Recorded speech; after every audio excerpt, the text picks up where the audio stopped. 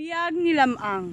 Sa malayo at tahimik ng lambak ng Nalbuan na nasa baybayin ng ilog na Gilian sa Ilocos ay naninirahan ang mag-asawang Namungan at Don Juan. Si Don Juan ang pinuno ng kanilang tribo. Au! Au! Au! Isang araw, nilusob ng ilang masasamang tao mula sa tribo sa kabundukan ng Cordillera ang mga tauhan ni Don Juan. Sugudin ang tawa ni Don Juan!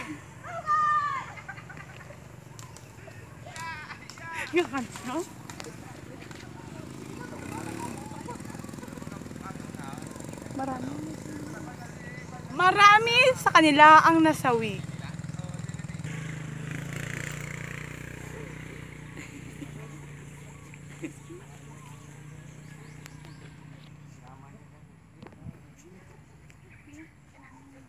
Mabuhay! Mabuhay! Nagalit si Don Juan at nagpasya itong ipagiganti ang kanyang mga tauhan. Ano ang nangyari dito? Dapat ko kayong ipagiganti.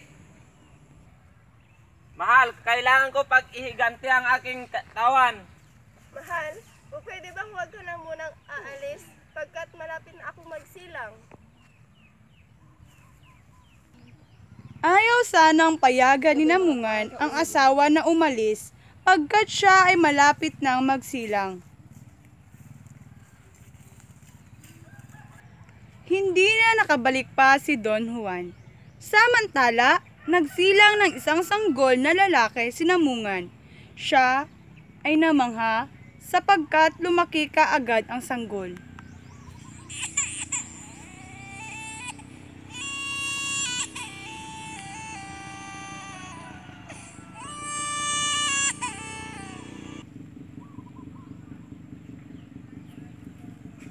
Ina, ang magiging pangalan ko po ay Lamang.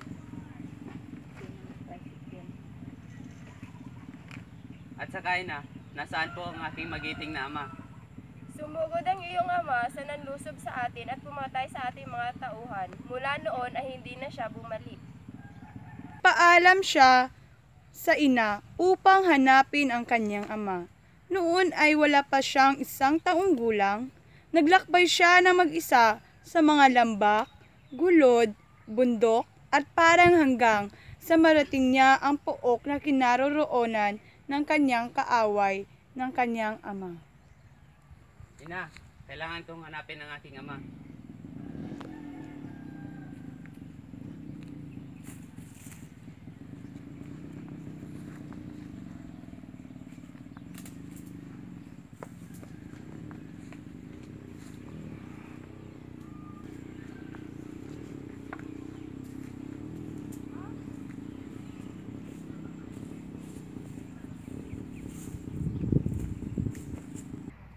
Nakita niya roon ang ulo ng kanyang ama.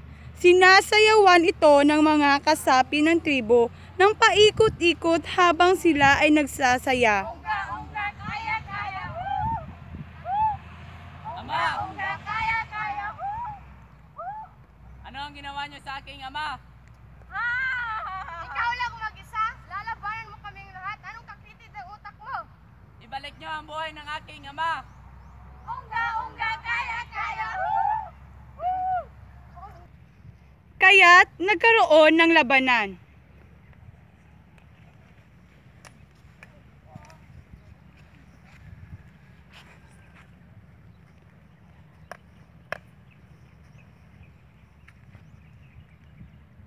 Kinuha niya ang bangkay ng kanyang ama at inilibing ito ng maayos.